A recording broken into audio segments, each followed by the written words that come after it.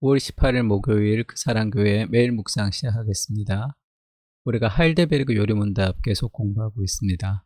인간의 그런 비참한 인생에서 어떻게 우리가 위로를 받을 수 있는가 해서 그리스도의 위로를 지금 공부하고 있는데, 하이델베르그를 인간의 비참함을 먼저 깨달아야 되고, 그 비참함에서 우리가 구원을 받았다는 것을 깨달아야 되고, 그 구원받은 그 감사로서의 우리의 선행 그리고 기도가 있습니다. 그 구원에 대한 감사가, 이것이 이제 성화의 과정이라고 할 수 있겠죠. 우리의 신앙생활이라고 할 수 있습니다. 거기에서 우리가 지금 오늘은 감사의 반응으로서의 선행, 이 부분을 지금 공부하고 있습니다. 87문이죠. 감사할 줄도 모르고 뉘우치지도 않는 삶을 계속 살면서 하나님께로 돌이키지 않는 사람들은 구원을 받을 수 있습니까? 지금 이 질문이 무엇을 묻는 질문이라는 것을 알아야 돼요. 구원을 받은 사람이 은혜로 구원을 얻잖아요. 우리가 은혜로 구원을 얻는데 왜 우리가 선한 행위를 해야 됩니까? 그렇게 물었어요. 86문에. 은혜의 감사로서의 선행이 있습니다. 자연스러운 거죠. 그러면 우리가 은혜로 구원을 받았는데 우리가 선행을 하지 않은 사람들이 구원을 받을 수 있습니까? 그렇게 묻는 거예요. 그러니까 죄인도 구원을 받을 수 있지만 구원받은 사람은 구원의 그런 열매로서의 그런 선행이 반드시 있습니다. 그러니까 결코 구원받을 수 없습니다. 성경은 음란한 자, 우상숭배자, 간음하는 자, 도둑질하는 자, 탐욕을 부리는 자, 술 취한 자, 욕하는 자, 강도질하는 자나 그와 같은 자들이 하나님의 나라를 유업으로 받을 수 없다고 말합니다. 이게 성경 구절이 이제 이런 구절이 있어서 이렇게 얘기하는데, 그러면 우리가 은혜로 구원받는 것과 좀 다르지 않습니까? 그 음란한 사람은 구원받지 못하면 그럼 죄가 구원받지 못합니까? 이렇게 물을 수도 있죠. 욕하는 자, 강도질하는 자, 뭐 술 취한 자, 우리가 예수 믿지만 그러면 술 취하면 우리가 하나님 나라를 유업으로 못 받습니까? 뭐 그렇게 우리가 이제 질문할 수 있겠죠. 여기서 말하는 이 죄를 지을 때 그 구원받지 못한다고 하는 것은 감사할 줄도 모르고 하나님의 은혜에 뉘우치지 않는 삶을 살면서 이런 죄들을 적극적으로 짓고 즐기고 그런 하나님 앞에 그 죄책감을 가지지 않는 것을 말하는 거예요.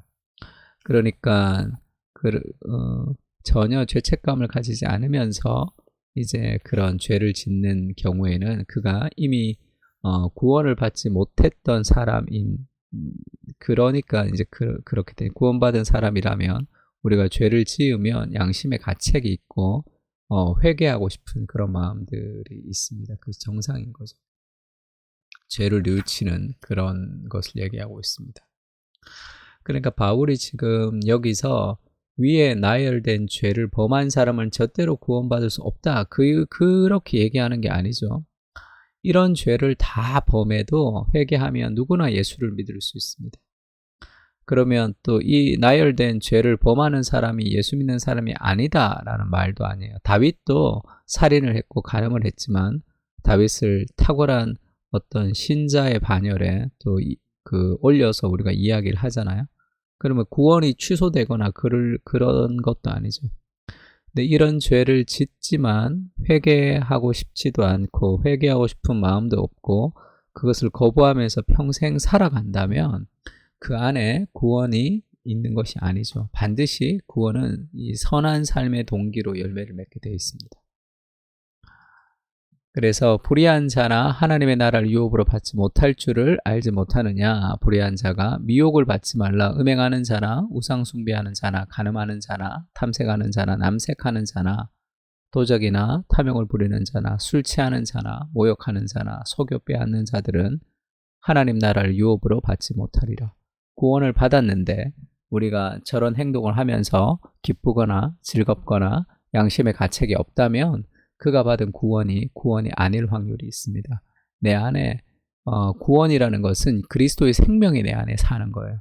생명이 있으면 생명은 살아야 되겠죠.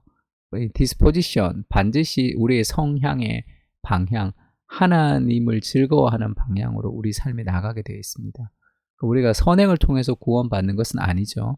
그러나 구원받은 사람은 반드시 선한 행위를 통해서 하나님 말씀에 순종하고 싶어하는 삶을 살아가게 된다는 거예요. 에베소서 5장 5절도 그렇게 얘기하죠. 너희도 정녕 이것을 알거니와 음행하는 자나 더러운 자나 탐하는 자나 곧 우상 숭배자는 다 그리스도와 하나님의 나라에서 기업을 얻지 못하리니 누구든지 헛된 말로 너희를 속이지 못하게 하라. 이로 말미암아 하나님의 진노가 불순종의 아들들에게 임하나니 이렇게 얘기했습니다. 그러니까 죄를 짓지만 감사할 줄도 모르고 뉘우치지도 않는 삶을 살면서 하나님께로 돌이키지 않고 회개하지 않고 지속적으로 죄를 즐기며 살아가는 사람, 죄에 대해서 어떤 양심의 가책도 없는 사람들은 구원을 받을 수 있습니까? 아니에요. 그의 구원이 그가 구원받는다고 말해도 그것은 그가 스스로를 속이는 것일 확률이 많습니다. 그러니까 마태복음에 이런 말씀이 있죠. 나더러 주여 주여 하는 자마다 다 천국에 들어갈 것이 아니요 다만 하늘에 계신 내 아버지의 뜻대로 행하는 자라야 들어가리라. 말이 아니라 삶이라는 것을. 그날에 많은 사람이 나더러 이르되 주여 주여 우리가 주의 이름으로 선지자 노릇을 하며 주의 이름으로 귀신을 쫓아내며 주의 이름으로 많은 권능을 행하지 아니하였나이까 하리니 가룟 유다도 주의 이름으로 귀신을 쫓아냈다 얘기했습니다. 그때에 내가 그들에게 밝히 말하되 내가 너희를 도무지 알지 못하니 불법을 행하는 자들아 내게서 떠나가라 하니라 할 때 여기서 도무지 알지 못했다는 뜻은 처음부터 알지 못했다는 뜻이에요. 구원을 받았다가 구원이 취소되는 것이 아니라 이 사람들이 주여 주여라고 얘기했지만 처음부터 예수를 믿지 않았던 사람이다. 지금 그렇게 이야기하고 있습니다. 그러니까 감사할 줄도 모르고 뉘우치지도 않는 삶을 계속 살면서 하나님께도 돌이키지 않는데 그가 구원을 받을 수 있습니까? 결코 구원받을 수 없는 거죠. 구원받은 사람은 이런 죄를 저지를 수는 있지만 양심의 가책과 하나님의 마음을 아프게 했던 그런 슬픔이 동반됩니다. 회개가 있단 말이에요. 그것이 구원받은 사람의 삶의 자세겠죠. 이런 죄를 전혀 짓지 않는 사람이 되는 것은 아니지만 또 이런 죄를 저질렀다고 천국에 못 가는 것은 아니지만 구원받고 나서 이것에 대한 감사와 뉘우침이 없고 지속적으로 하나님께로 돌이키지 않는 삶을 산다면 그의 구원은 그가 구원받지 못한 사람이다. 그렇게 판단할 수밖에 없다는 거죠. 세 가지 기도 제목 가지고 기도합시다. 죄를 회개하며 거룩을 사모하며 그 거룩을 추구하는 삶을 살아가게 하여 주옵소서. 그리고 우리가 예수 그리스도의 아름다우심을 맛보며 그분의 아름다움을 닮아가는 그런 거룩한 소망, 하나님의 은혜가 우리의 삶의 성화의 과정으로 이어질 수 있도록, 순종으로 이어질 수 있도록 기도하는 거고요. 세 번째는 그 사랑교회 공동체가 죄를 회개하고 거룩을 추구하는 그런 거룩의 공동체가 되게 하여 주옵소서. 이 세 가지 기도 제목 가지고 함께 기도하겠습니다.